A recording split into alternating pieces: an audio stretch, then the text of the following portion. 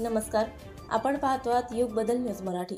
स्वर्गीय प्राध्यापक तुकारामजी बिडकर यांच्या वाढदिवसानिमित्त पत्रकारांना हेल्मेटचे वाटप। मूर्तिजापूर विधानसभा मतदारसंघाचे माजी आमदार स्वर्गीय प्राध्यापक तुकारामजी बिडकर यांनी एका महिन्याअगोदर शिर्डी येथे बोलताना म्हटले होते की अकोला शहरात आपल्याला हेल्मेटचे वाटप करायचे आहे, परंतु त्यांचे अपघाती दुर्दैवी निधनामुळे प्राध्यापक तुकारामजी बिडकर यांचे स्वप्न अधुरे राहिले। त्यांचे स्वप्न पूर्ण करण्याची जबाबदारी अनिल मालगे यांनी घेतली आणि 5 मार्च रोजी स्वर्गीय प्राध्यापक तुकारामजी बिडकर यांच्या वाढदिवसानिमित्त हॉटेल सेंटर प्लाझा येथे हेल्मेट वाटप कार्यक्रमाचे आयोजन करून पत्रकारांना हेल्मेट वाटप केले। या कार्यक्रमाची सुरुवात स्वर्गीय तुकारामजी बिडकर यांच्या फोटोला पुष्पहार अर्पण करून करण्यात आले। या कार्यक्रमाला अकोला शहरातील प्रमुख नेत्यांची उपस्थिती लाभली होती।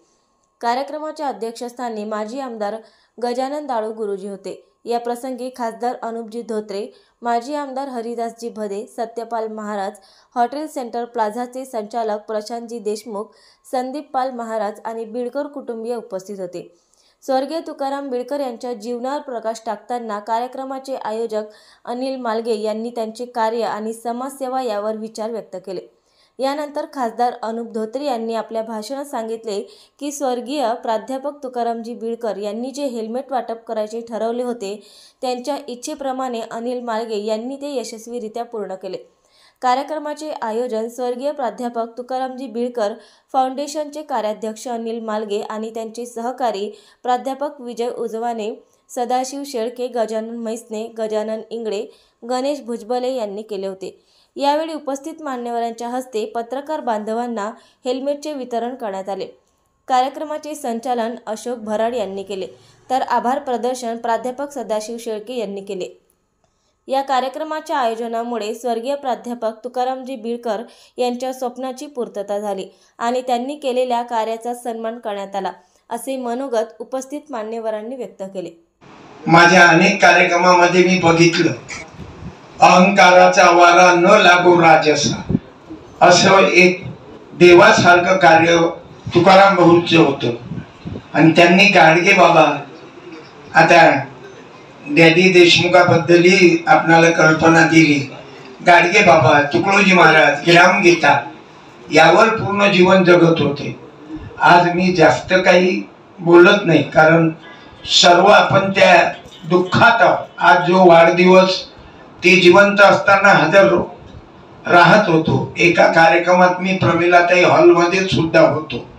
तर भाषण न देता माझी तुम्हाला एकच विनंती राहील, भाऊ ज्या दुःखात गेले, ज्याच्यामुळं गेले, कारण तारतम्य नाही ज्ञानी में तो ज्ञान डुबेगा पाणी में।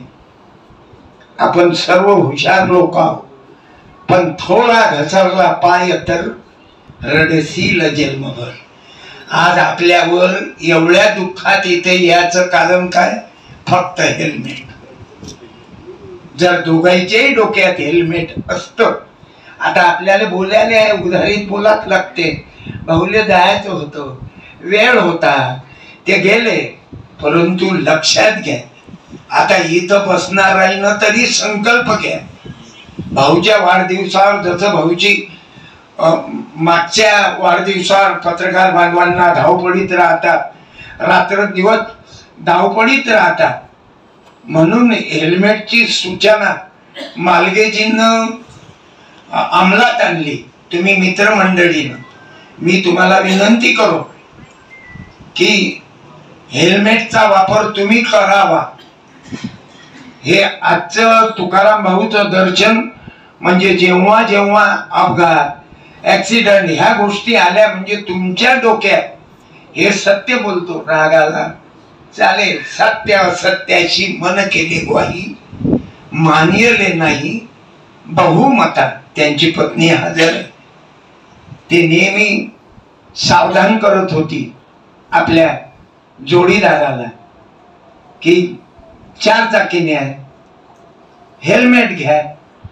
आपणही आता, माझी तुम्हाला प्रार्थना आहे, वारंट निघाल्यावर कोणी जमानत घेत नाही, पण हेल्मेट जमानत घेते कधी कधी। म्हणून माझी प्रार्थना राहील, हेल्मेट वाटणं हा साधारण कार्यक्रम आहे, पण हा इशारा देते या आयुष्याची दोरी कमी झाली. हे उदय दया आता तरी गुरु माऊली. म्हणून पूज्य तुकाराम दादांच्या बिळकर साहेबांच्या या जयंती निमित्त मी सर्वांना माझ्या सहित तुम्हालाही विनंती करीन की बिना हेल्मेटचे राहू नका. कारण भाऊ गेले काय न हे कोणी बोलणार नाही. आज आपल्याला अधिकार आहे सत्य मांडून जावं. राग येऊ दुःख वाटो पण बोलून जावं की आपण बिना हेल्मेटचे कधी गाडी चालवू नका. आणि हीच त्यांना श्रद्धांजली, हीच त्यांना एक वंदन करण की त्यांच्या या आजच्या कार्यक्रमापासून आपण बिना हेल्मेटचे किती घाईत असो ते आता तुकाराम भाऊ गेल्यावर 2-3 दिवसानं पिंपळगाव काळेची व्यक्ती मरण पावली आणि हेल्मेट गाडीले लटके आणि चिंचोड करत गाडीले हेल्मेट मोबाईलवर बोलून राहिले. आली तिकून गाडी मुंबईतली घटना जाग्यावर गेले. मग मी त्यांना सांगत होतो आमचे तुकाराम भाऊ आणि बाळापूरचे त्यांचे मित्र हेल्मेट नव्हता ऍक्सिडेंट झाला म्हणून गेले. म्हणून माझी तुम्हाला प्रार्थना आहे दर्शन म्हणजे करेक्शन, नो डेकोरेशन, नो प्रदर्शन. आपण पाहतो देवाच्या दर्शनाला गेला म्हणजे फार पुण्यवान आहे. तिथेही जाताना अपघात झाले. आता मी जिथून भेटून आलो ना प्रयागराजला जातानाच अपघात झाला आणि एक जण जाग्यावर गेला. देव देवाचं काम करते, आपल्याला आपलं काम करावं लागत. म्हणून तुम्हा आम्हाला डोकं दिलं, त्या डोक्यात अक्कल दिली म्हणून मी हेल्मेट आज वाटप करून राहिले पत्रकार बांधवांना. पण जनरल लोकांनाही माझी प्रार्थना आहे बिना हेल्मेटचे राहू नका. कारण तारतम्य नहीं ज्ञानी में तो ज्ञान डुबेगा पाणी में. रामगीतेमध्ये 52 वेळा लिहिलं तारतम्य ठेवून जीवन जगा. एवढं बोलून स्टेजवरचे सर्व मान्यवर मंडळी, कारण भाऊ तुकाराम भाऊ डोने गुरुजी आणि आपले दारू गुरुजी डोने साहेब, माझी पत्नी गेली, आई गेली, माझे बाबा गेले. जेव्हा जेव्हा मी देहदान केलं त्यांचं तेव्हा हे तिघही जण एकाच गाडीत येत.